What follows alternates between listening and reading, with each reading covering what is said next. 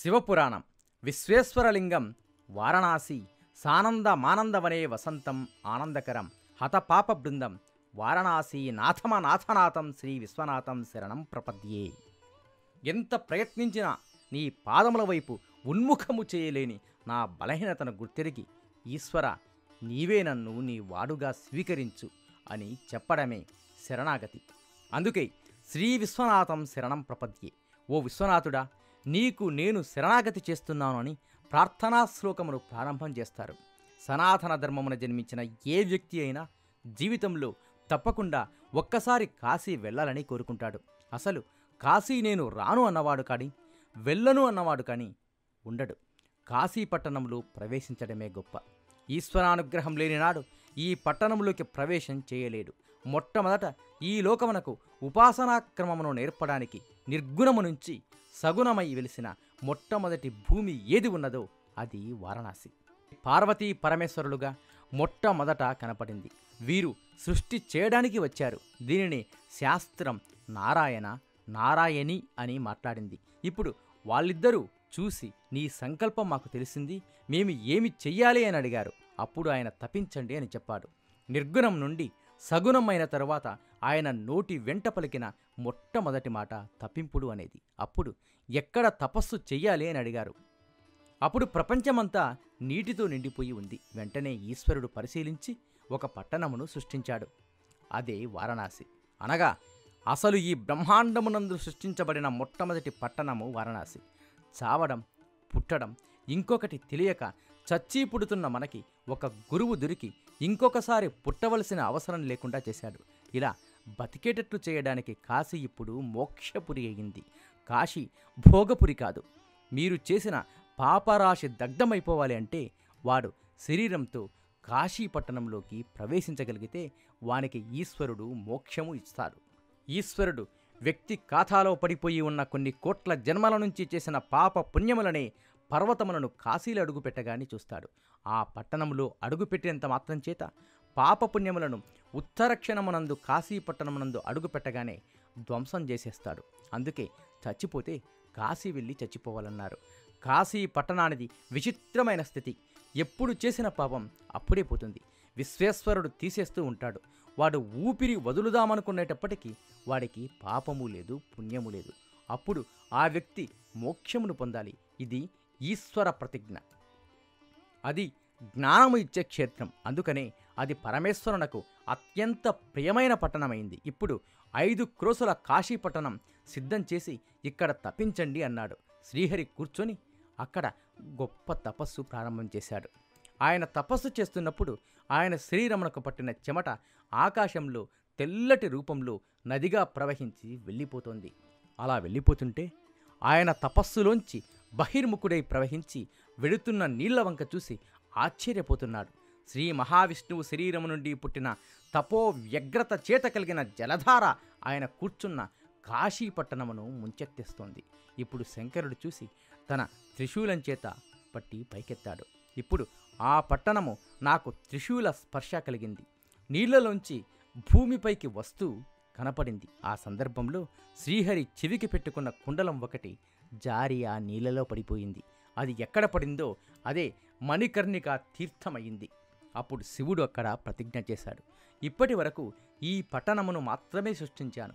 లయం జరిగినప్పుడు ప్రళయ జలములందు ఈ లోకమంతా మునిగిపోతుంది. కానీ ఈ కాశీ నా త్రిశూలమునకు పైన నిలబడింది కాబట్టి ఈ పట్టణం మునగదు. ఈ కాశీ పట్టణం అలాగే ఉండిపోతుంది అన్నాడు. కాబట్టి కాశీకి లయం లేదు. అప్పుడు శ్రీమన్నారాయణుడు యోగ నిద్రలోకి వెళ్ళాడు. ఆయన నాభిలోంచి ఒక కమలం ఆవిర్భవించింది. ఆ కమలంలోంచి బ్రహ్మ వచ్చారు. వేదమును ఆధారం చేసుకుని ఈ సమస్త సృష్టిని చేయడం ప్రారంభం చేశారు. కాబట్టి సృష్టి రచన ప్రారంభమైన భూమి వారణాసి. వారణ అసి అని 2 నదుల సంగమక్షేత్రం వారణాసి. శంకరుని జటాజూటం మీద పడి అక్కడి నుంచి క్రిందికి ప్రవహించి వచ్చిన గంగానది ఒరిపిడితో ప్రవహించిన భూమి వారణాసి. అందులోంచి ప్రజాపతులు, మనువులు, దేవతలు వచ్చి ఈశ్వరుని ప్రార్థన చేశారు. ఈశ్వర, ఈ సృష్టి ప్రారంభం నిర్గుణం సగుణం అవడంతో మొదలైంది. ఆ స్వరూపమును శ్రీ మహావిష్ణువే చూశారు. కాబట్టి విశ్వమునకు ఈశ్వరుడు కనుక నీవు విశ్వేశ్వర నామంతోనూ విశ్వమునకు నాథుడవు గనక విశ్వనాథుడను నామంతోనూ పిలువబడతావు అని చెప్పింది. సృష్టి చేయగలదు, స్థితి చేయగలదు, లయం చేయగలదు. మీరు ప్రయత్నపూర్వకంగా చేయవలసింది ఉపాసన. అందుచేత అది స్వయంభూలింగమయ్యింది. ఈశ్వరుడు సృష్టి చేశాడు. ఇప్పుడు ఈ సృష్టి నిలబడ్డానికి ఆహారం అవసరం. ఇప్పుడు ఆ పని చేయడానికి అమ్మవారు అన్నపూర్ణగా వచ్చింది. తన భర్త విశ్వభర్తయ్యే అక్కడ కూర్చుంటే అన్నపూర్ణయ్యి తాను అందరికీ అన్నం పెడతానని మునికాంతలు అందరూ సంతోషపడేటట్టు ఆ శివశక్తి ఏ సృష్టికి హేతువయిందో అదే అన్నం పెట్టడానికి ప్రకృతిగా మారింది. భవాంగపతితం తోయం పవిత్రమితి వస్పృశు అన్నారు వాల్మీకి రామాయణంలో. శంకరుని శరీరమును తాకి కింద పడింది కాబట్టి గంగ కొంత పవిత్రత వచ్చింది. గంగ ఉత్తరమున పుట్టి దక్షిణముకు ప్రయాణం చేయడం మొదలుపెట్టిన వారణాసి క్షేత్రం వరకు దక్షిణాభిముఖంగా వచ్చింది. వారణాసి పట్టణంలో ఉత్తరాభిముఖమయ్యింది. మనం కూడా సృష్టిలో భగవంతుని నుండి విడివడి జీవస్వరూపంతో పుడుతూ చనిపోతూ ఉంటాము. ఉత్తరమునకు వెళ్ళడం అంటే మళ్ళీ పుడుతూ ఉండడం, దక్షిణానికి వెళ్ళడం అంటే శ్మశానముకు వెళ్ళడం. మనం అందరూ అలానే తిరుగుతున్నాము. మీరు ఈశ్వరాభిముఖులైనప్పుడు ఈ తిరగడమన్న చక్రం తిరగడం ఆగిపోతుంది. అప్పుడు అదే ఆఖరి జన్మ అవుతుంది. గంగ కాశీలో ఉత్తరమునకు తిరిగింది కాబట్టి కాశీ గంగను పవిత్రంగా భావిస్తాం. పరమశివుడు మహాజ్ఞాని. ఆయన అనురాగమును నలుగురు చురగన్నారు. గౌరీదేవి, గంగాదేవి, కాశీపట్టణం, దాక్షారామం. కాశీ మోక్షపురి పెద్దలైన వారు ముందు నడవడిని చూపిస్తే వెనకనున్న వాళ్ళకి అలవాటు అవుతుంది. అందుకని వ్యాసుడిని అటువంటి పరీక్షకి నిలబడగలిగిన వ్యక్తిగా విశ్వేశ్వరుడు నమ్మి 7 రోజుల పాటు ఆయనకు అన్నం దొరకకుండా చేశాడు. వ్యాసుడికి అక్కసు పుట్టింది. తనకు కాశీలో అన్నం దొరకలేదు కాబట్టి కాశీని శపిస్తానని అన్నాడు. కాశీ జోలికి వెళితే ఈశ్వరుడు ఊరుకుంటాడా? వ్యాసుడు శాప జలమును పట్టుకోగానే గభాలున అక్కడ ఉన్న ఇంటి తలుపులు తెరుచుకున్నాయి. అందులోంచి ఒక స్త్రీ బయటకు వచ్చి నీ మనశ్శుద్ధిని లోకమునకు తెలియజేయడం కోసం నీలకంఠుడు ఈ పరీక్ష పెట్టాడు. కాశీని శపిద్దామనుకున్నావా? అన్నం లేదనే కదా నీవు బాధపడిపోతున్నావు. ఒకసారి గంగానదికి వెళ్ళి స్నానం చేసి మధ్యాహ్న కాలంలో చేయవలసిన సంధ్యావందనం చేసి శివలింగమునకు అభిషేకం చేసుకుని నీ శిష్యులతో రా, అన్నం పెడతాను అన్నది. వ్యాసుడు వెళ్ళి గంగా స్నానం చేసి సంధ్యావందనం అభిషేకం చేసుకుని శిష్యులతో తిరిగి వచ్చాడు. ఆవిడ లోపలికి రమ్మంది. అందరూ వచ్చి కూర్చున్నారు. వారికి వంట చేస్తున్న ఆనవాళ్ళు ఎక్కడా కనపడలేదు. ఈవేళ కూడా మనకు భోజనం లేదు అని అనుకుని ఆపోషణ నీళ్లు చేత్తో పట్టుకునేసరికి పొగలు కక్కుతున్న అన్నం, కూరలు, భక్ష్య, భోజ్య, చోష్య, లేహ్యములు అన్నిటితో నెయ్యి అభిగారం చేయబడిన విస్తరి కనపడింది. వాళ్ళందరూ మిక్కిలి ఆశ్చర్యపోయి భోజనాలు చేసేసి ఉత్తరాపోషణం పెట్టేశారు. అమ్మవారు వచ్చి మీరందరూ భుక్తాయాసంతో ఉన్నారు, అందుకని కొద్దిసేపు విశ్రాంతి మండపంలో కూర్చునమని చెప్పింది. వారు అలాగే కూర్చున్నారు. ఆవిడే అన్నపూర్ణ అమ్మవారు. ఇప్పుడు ఆవిడ భర్తతో కలిసి వచ్చింది. ఈ విషయం శివుడికి ముందుగా తెలిస్తే కాశీ వదిలిపోమ్మని శాపం పెడతాడు. ఆకలితో బిడ్డ వెళ్ళిపోతాడేమోనని ముందు అన్నం పెట్టేసి అప్పుడు శంకరుణ్ణి తీసుకువచ్చింది.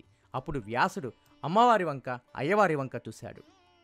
అప్పుడు శంకరుడు, వ్యాస, నీవు ప్రాజ్ఞుడవని 7 రోజులు అన్నం దొరకకపోయినా ముక్తక్షేత్రంలో ఎలా ఉండాలో అలా ఉంటావని నీకు పరీక్ష పెడితే నీవు తట్టుకోలేకపోగా నా చేత నిర్మింపబడి కొన్ని కోట్ల మందికి మోక్షం ఇవ్వడం కోసమని సిద్ధం చేయబడిన వారణాసి పట్టణంలో ఎవ్వరూ ఉండకుండా చేద్దామని శాపం ఇవ్వబోయావు.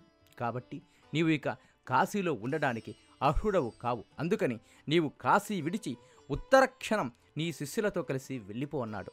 వ్యాసుడు అగస్త్య మహర్షితో చెప్తున్నాడు. వెనక్కి తిరిగి బాధలో అయ్యో కాశీ విడిచిపెట్టి వెళ్ళిపోవడమా అని నెమ్మదిగా అడుగులు వేస్తున్నాడు. అప్పుడు వెనక నుంచి అమ్మవారు, వ్యాస, మోక్షం అడగవలసిన చోట అన్నం కోసం ఏడ్చావు. ఎక్కడికి వెళ్ళినా ఈయనే నిన్ను ఉద్ధరించాలి. నీకు ఈశ్వరానుగ్రహం కలగాలి. భోగము మోక్షము 2 దొరుకుతాయి. కాబట్టి నీవు ఇక్కడి నుండి దక్షారామం వెళ్ళిపోంది. ఇది అన్నపూర్ణ తత్వం అంటే. అటువంటి తల్లి ఉన్న క్షేత్రం ఆ కాశీ క్షేత్రం. నీలో నీకు నమ్మకము కలిగినప్పుడే నీవు దేవుడిని నమ్మగలవు. శతం జీవ శరదో వర్ధమాన శతం హేమంతాన్ శతం వసంతాన్. 100 శరత్తులు, 100 హేమంతాలు, 100 వసంతాలు వర్ధిల్లుతూ జీవించండి. ఓం శ్రీమాత్రే నమః. ఇట్లు పివిఎస్.